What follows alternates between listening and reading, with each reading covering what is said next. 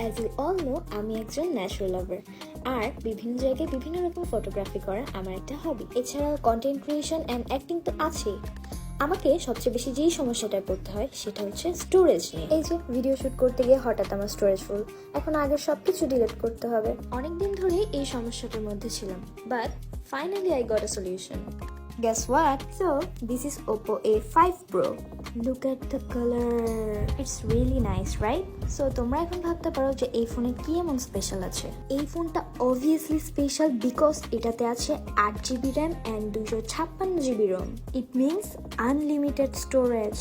So, এখন photography, videography আর vlogging নিয়ে কোনো প্যারাই খেতে হবে না।